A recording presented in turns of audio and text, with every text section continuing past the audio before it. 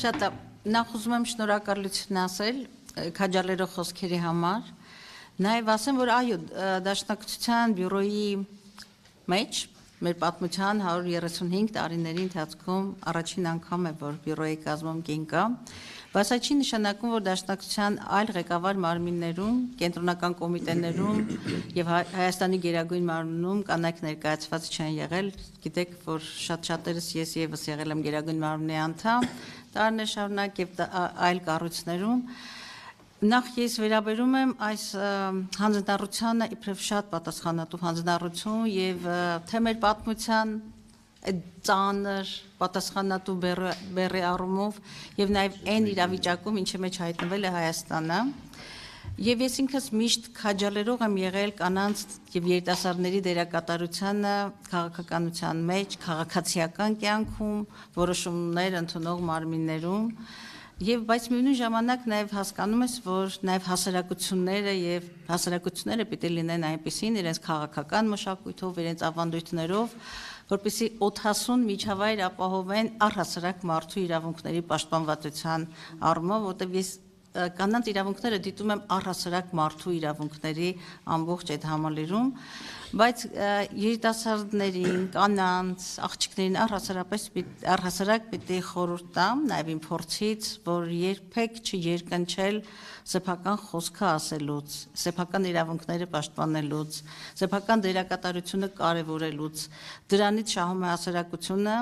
ներդաշնակ են դառնում հարաբերությունները հասարակության մեջ, բայց ամենակարևորը ազատ ընտրության եւ սեփական հնարավորությունները իրացնելու միջավայրի ստեղծումն է, որտեղ մենք բոլորս անելիք ունենք։ Ընտրության իրավունք, եթե մեկը որոշում է գրականության մշակույթի մեջ իրացվել կամ լավ մայր լինելու դերակատարությամբ, ուղղակի իրացվելու հնարավորություն ունենալ, որը ողջ հասարակության խնդիրն է, բայց ես առանձին վերցած շատ կարևորում եմ կանանց դերակատարությունը առհասարակ քաղաքականության մեջ, եւ մենք խորհրդարանում ըստ էության քվոտա սահմանելով այդ 25% ապահովել ենք, բայց նաեւ պիտի խոսենք որակների մասին,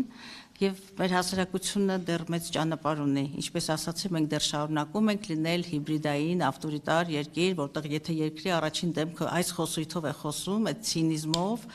ոչ նորմատիվ բառապաշարով, այդ միջավայրում շատ կանայք պիտի չուզենան լինել քաղաքականության մեջ, մանավանդ այն ռեպրեսիվ գործիքակազմը, որին հանդիպել են շատ կանայք, անցնող դիմադրական շարժումներում, բիրտվորստեկանական ուժի, ատելության խոսքի, մենք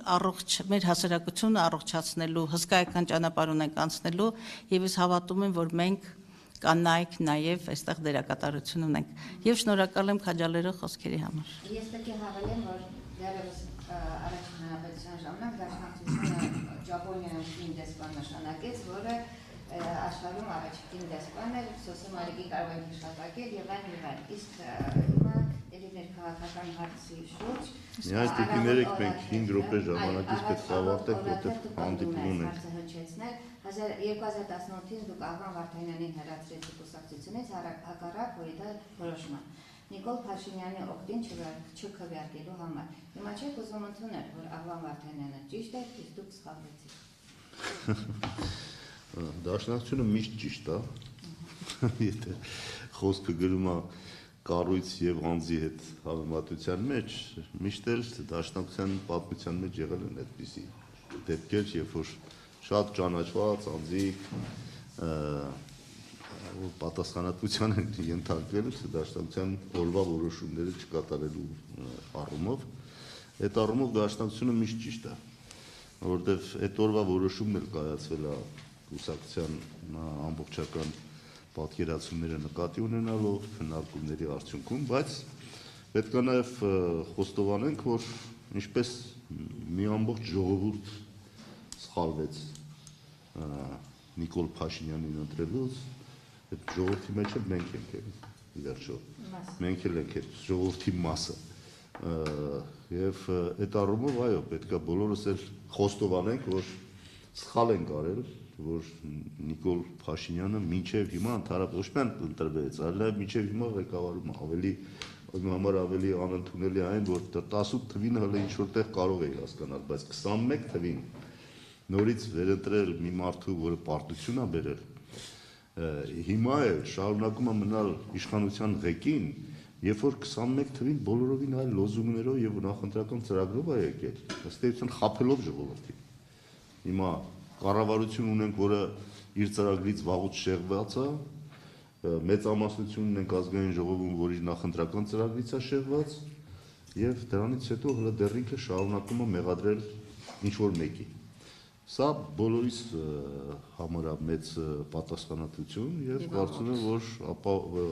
ապագայում այս խնդիրները նկատի ունենալով, այս սխալները մենք այլևս իրավունք չունենք կրկնելու եւ պետք է գան իշխանության մարդիկ, ովքեր որ տեր են մեր ազգային իղձերի եւ նպատակներին եւ ամեն ինչ ջանք գործադրում են, որ հայի ինքնությունը եւ մեր ինքնիշխան անկախ պետականությունը պահպանեն հայ ժողովրդի համար, ոչ թե անունով լինի, բայց իրականում ծառայի այլ ուժերի։ Այ սա դարել է երկխնդիր եւ այդ երկխնդիրը լուծելու առաքելության մեջ են թե քաղաքական ուժերը, թե նաեւ մեր ժողովուրդը։ Թույլ տվեք լրագրողական համայնքը խնդրեց փոխանցել ձեզ բարի երթ համահայկական կառույցի ներուժը օգտագործել ազգակրթիչ ուրեմն բոլորս միասին Ձեզ նույնպես նա կարգում շնորհակալ ենք բոլորից